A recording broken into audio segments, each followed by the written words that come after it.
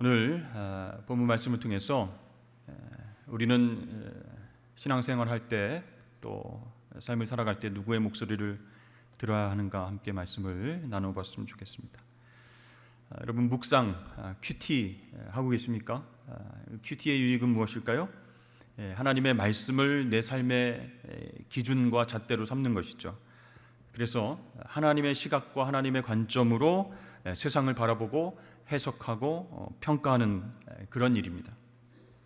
자, 마찬가지로 그 기준을 가지고 하나님 말씀의 기준, 하나님의 바라보시는 관점으로 나를 보는 것이, 그리고 내 삶의 조건과 환경들을 바라보면서 지금 하나님께서 나에게 뭐라고 말씀하시는 것인가, 그것을 듣게 됩니다. 이것이 바로 묵상이다라고 할 수 있죠. 그렇게 본다면 묵상은요, 책상 앞에 앉아서만 하는 것이 아니다, 주일의 예배당 안에서만 하는 일도 아니다 라고 말할 수 있습니다. 왜 그렇죠? 하나님은 교회 안에서만 말씀하시고 예배 자리에서만 말씀하시는 분이 아니시기 때문입니다. 그러니 우리의 삶 전체가 묵상의 연속이 될 수 있다, 우리의 삶 자체가 묵상의 대상이 될 수 있다라고 할 수 있습니다. 따라서 우리 그리스도인들이라면, 하나님의 자녀들이라면 누구나 묵상을 해야 되고, 언제까지요? 주님 부르시는 그날까지 하나님 말씀을 읽고 생각하고 묵상해야 된다라는 것이죠. 그러니까 우리의 신앙의 여정은 한마디로 말하면 묵상의 여정이다. 하나님 말씀을 생각하고 또 생각하고 나에게 주신 뜻이 무엇인가 묵상한 그 여정이다 할 수 있어요. 근데 여러분, 세상 사람들도 묵상을 합니다. 잘 아시죠? 다만 그 기준이 하나님 말씀이 아니라는 것이죠. 뭘 가지고 묵상할까요? 자신이 가진 세계관에 근거해서 자신의 인생 목표를 묵상하는 거예요. 그래서 나의 목표는 30대에 10억이다. 너무 높이 잡았나요? 30대에 한 5억이다. 50대에는 10억이다. 이렇게 자신이 가진 세계관, 꿈에 근거해서 목표와 가치를 정하고 거기에 자기의 모든 것을 쏟는 거예요. 돈도 시간도 열정도 쏟게 됩니다. 그러니까 여러분, 세상 사람도 묵상하고 우리 그리스도인들도 묵상합니다. 그러니까 오늘 선택한 삶의 방식은 곧 내가 묵상한 결과다라고 할 수 있어요. 그 사람이 어떻게 살아가는가 하는 결과는 그 사람이 무엇을 묵상하는가, 그것의 열매다 할 수 있어요. 그래서 우리는 그리스도임에도 불구하고 세상 가치관을 묵상하며 세상 사람들과 똑같이 그렇게 돈과 시간과 모든 열정을 쏟으며 살아가는가, 아니면 하나님 말씀을 묵상하면서 하나님 뜻에 합당한 대로 살아가려고 노력하는가, 거기서 차이가 난다는 것이죠.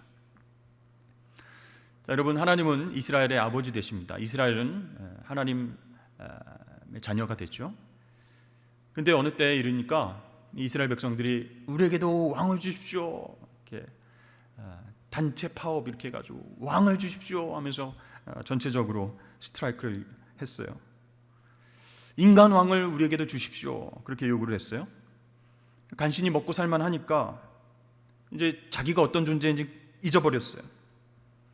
그동안 자신의 힘만으로 이룬 것이 하나도 없다라는 것을 알고 있음에도 불구하고 그걸 점점 잊어버렸어요. 여러분, 이스라엘 백성들이요, 우리에게 왕을 주십시오 하는 얘기는 뭐냐면 강력한 중앙 집권적인 나라가 되게 해달라, 그런 뜻입니다. 그러니까 이스라엘이 주변 국가들 쭉 보니까 한 왕이 딱 세워졌는데 강력한, 아주 누구도 터치할 수 없는 강력한 그 리더십으로 통치하고 있는 것을 봤어요. 뭔가 잘 되는 것 같아요. 뭔가 부국강경하는 것 같아요. 그래서 이스라엘 백성들이 우리도 왕을 주십시오, 이렇게 얘기를 했던 것이죠. 그 당시에 여러분, 왕은 어떤 존재였습니까? 신적인 존재였어요. 말 한마디면 그냥 목숨이 왔다 갔다 하는 거예요. 그럼 백성들은 어떻게 살아야 돼요? 노예처럼 살아야 됩니다. 왕의 한마디에 죽으라 라고 말하기 전에 죽는 신용까지 해야 돼요. 그럼에도 불구하고 이스라엘이 왕을 요구했습니다. 그 얘기는 뭐냐면 다시 애굽에서 노예 생활하던 때로 돌아가고 싶습니다, 그런 얘기예요. 하나님의 크신 능력과 사랑을 경험하고 하나님께서 자유와 해방을 주셨는데 이스라엘이 다시 돌아가고 싶어 하는 거예요. 박해와 구속과 매임의 상태, 그렇게 돌아가도 좋다, 우리에게 인간 왕을 주십시오, 이렇게 얘기했어요. 이 왕을 달라고 하는 그 요구의 큰 문제는 무엇이냐면 이스라엘 백성들 마음속에 하나님을 왕으로 인정하지 않는다라고 하는 그 생각의 저변이 깔려 있는 것이죠. 그러니까 하나님께 요구는 하고 있지만 인간 왕을 통해서 우리가 구속과 매임과 박해를 받아도 좋으니 허락해 주십시오. 그는 하나님을 진짜 왕으로 인정하지 않겠다는 뜻이에요. 하나님이 그 마음을 모르셨겠습니까? 이것들 봐라, 아주 그냥 형편없구만, 심판을 내리실 수도 있었는데 놀랍게도 하나님은 그들의 요구를 수용해 주셨어요. 하지만 이스라엘 백성들이 원하는 대로 왕을 허락하진 않으셨어요. 이스라엘 왕을 내가 세워주긴 하는데 분명 이방 국가의 나라의 왕들과는 분명히 달라야 된다, 이렇게 말씀하셨어요. 그 명령을 어기면 더 이상 그 인간 왕은 왕일 수가 없다, 이스라엘은 더 이상 하나님 나라가 될 수 없다, 이렇게 말씀하셨죠. 그래서 이스라엘 백성들에게 다음과 같은 조건을 주셨습니다. 사무엘상 12장 13절에서 15절까지 말씀 보니까 이제 너희가 구한 왕, 너희가 택한 왕을 보라. 여호와께서 너희 위에 왕을 세우셨느니라. 너희가 만일 여호와를 경외하여 그를 섬기며 그의 목소리를 듣고 여호와의 명령을 거역하지 아니하며 또 너희와 너희를 다스리는 왕이 너희 하나님 여호와를 따르면 좋겠지만은 너희가 만일 여호와의 목소리를 듣지 아니하고 여호와의 명령을 거역하면 여호와의 손이 너희의 조상들을 치신 것 같이 너희를 치실 것이라, 이렇게 하나님께서 말씀하십니다. 그러니까 이스라엘 왕을 허락하긴 허락하는데 그 왕의 사명이 무엇이다 분명히 말씀하셨죠. 무엇입니까? 여호와의 목소리를 듣고 따르는 것, 그걸 지켜야 된다는 거예요. 그러니까 이 인간 왕이 여호와 하나님과 소통을 잘하면 형통하게 되고 여호와 하나님과 불통하면, 그 말씀을 불순종하면 불행해진다. 조상들 치신 것 같이 하나님 너희들 치실 것이다, 이렇게 말씀하셨어요. 그래서 여러분, 누구를 초대왕으로 세우셨죠? 사울을 초대왕으로 세우셨습니다. 베냐민 지파예요. 그 작은 지파 베냐민 사람을 하나님 선택하셨을까? 이 북쪽의 에브라임 지파와 남쪽의 유다 지파 사이에 낀 아주 작은 지파예요. 낀 지파예요. 별로 유익이 없어요. 사람도 적어요. 네. 하나님 앞에서 정말 내놓을 게 없는 지파예요. 그 작은 지파에 속한 사울을 하나님께서 기름 부어 왕으로 세우셨어요. 왜 이런 왕을 부르셨을까요? 하나님의 의도가 있었습니다. 하나님 말고는 의지할 데가 전혀 없는 자를 왕으로 세우신 거예요. 즉 하나님 여호와의 목소리를 들어야 살 수 있는 사람, 그 사울을 세우신 것입니다.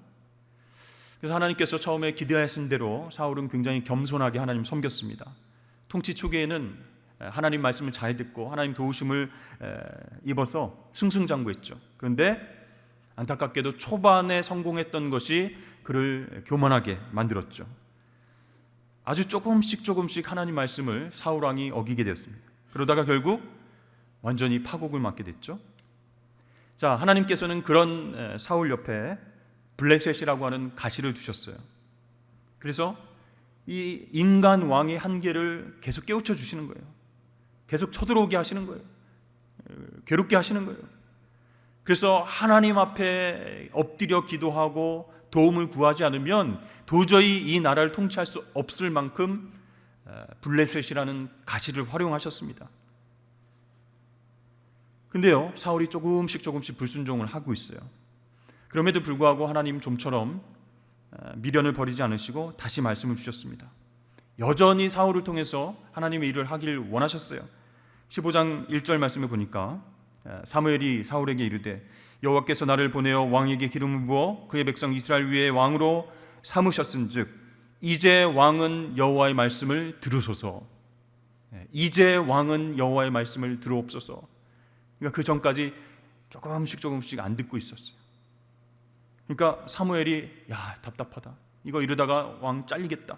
하나님 진노하시면 안 되는데, 그래서 경고의 말씀을 주신 거예요. 사무엘을 통해서 이제 왕은 여호와 하나님의 말씀을 계속 들으셔야 됩니다. 순종하셔야 됩니다. 여기서 여러분 여호와의 말씀을 직역하면요, 여호와 말씀의 목소리 이렇게 되어 있습니다.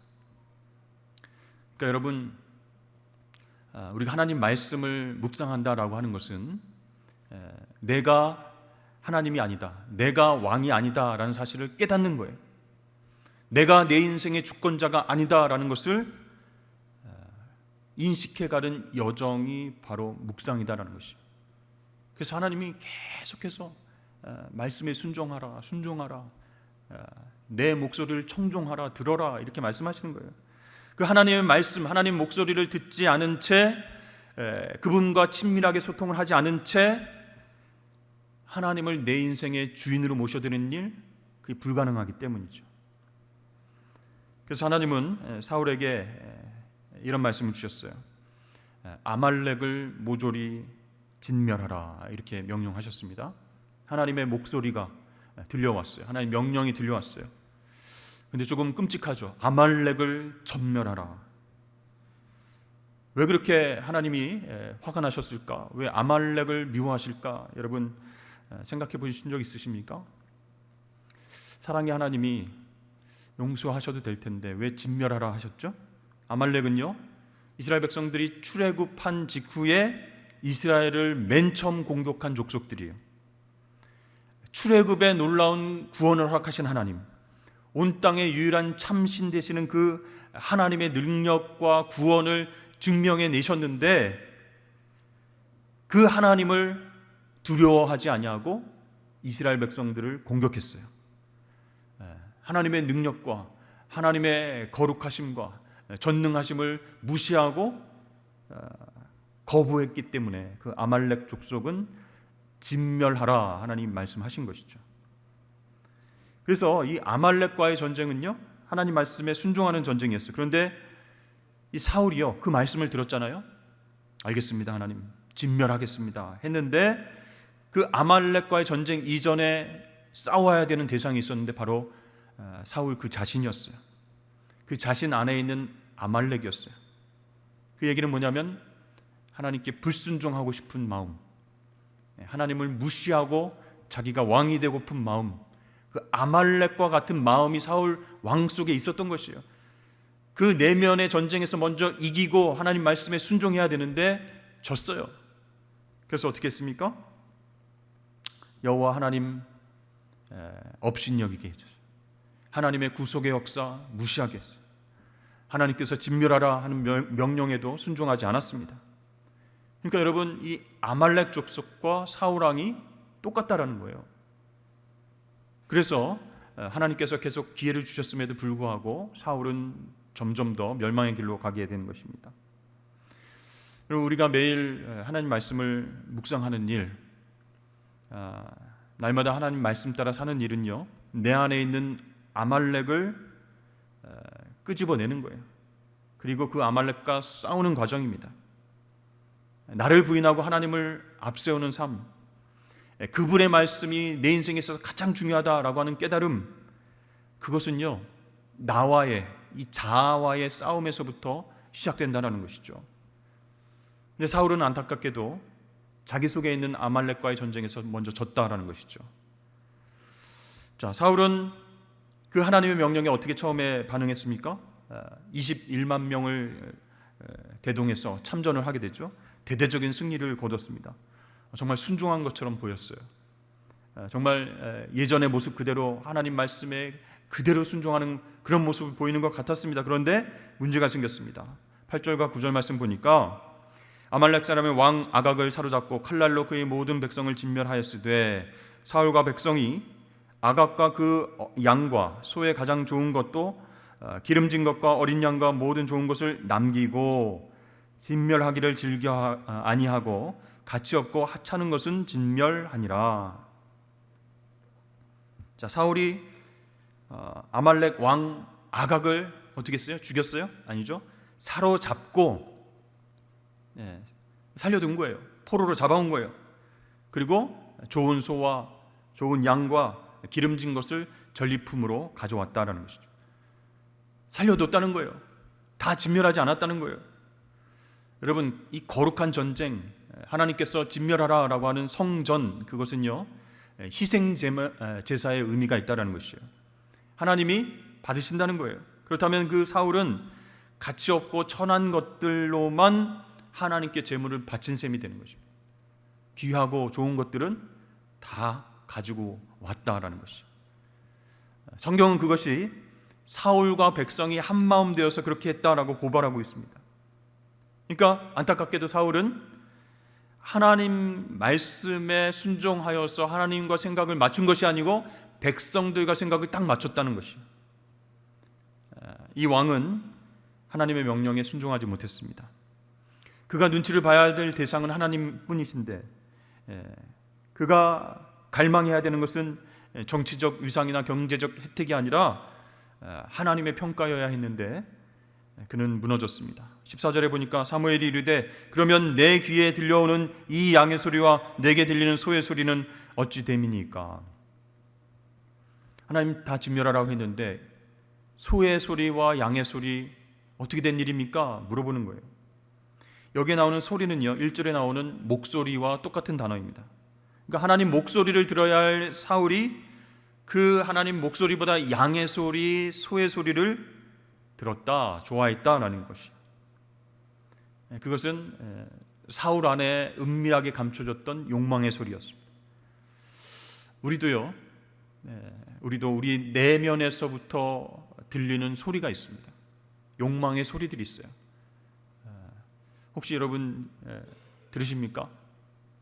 돈의 소리, 쨍그랑하는 동전 소리가 아닌 다르륵 하는 지폐 세는 소리, 더르륵, 명예의 소리, 자존심의 소리, 권력의 소리, 힘의 소리, 그 소리들을 듣느라고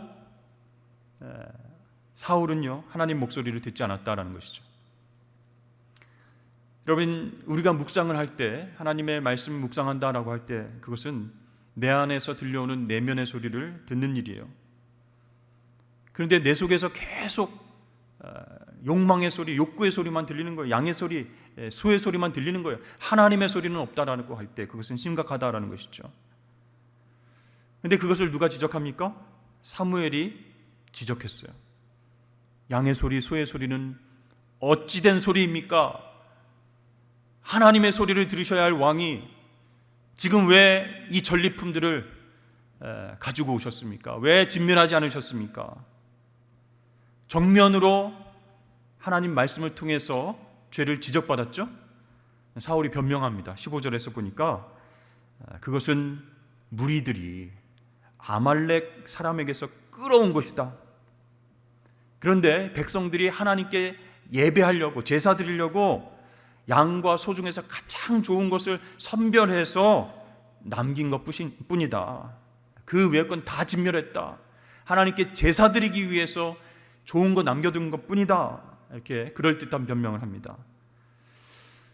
네, 여러분, 하나님 백성으로 산다는 것 무엇입니까?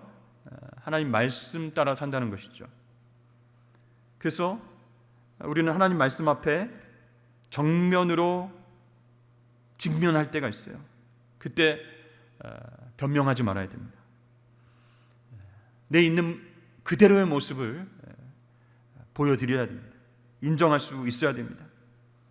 의식의 세계뿐만 아니라 무의식의 세계, 어느새 나의 일부가 되어버린 그 습관의 세계까지 하나님의 말씀으로 지배당하고 있어야 된다는 것이죠. 근데 훈련을 하지 않으면, 평소에 묵상을 하지 않으면 이게 굉장히 힘든 것이죠. 욕망의 소리가 더 크게 들리는 것입니다. 사무엘은요, 하나님께서 정말 사울에게 바라는 것이 무엇인지 대답해 주고 있습니다. 우리 22절 말씀을 다 같이 읽어보겠습니다. 22절입니다. 시작. 여호와께서 번제와 다른 제사를 그의 목소리를 청종하는 것을 좋아하심같이 좋아하시겠나이까? 순종이 제사보다 낫고 듣는 것이 순양의 기름보다 나으니. 아멘. 이 제사의 핵심은, 예배의 핵심은 제물이 아닙니다. 제사의 핵심은 믿음이라는 거예요. 믿음은 곧 순종이에요. 자기 부인입니다.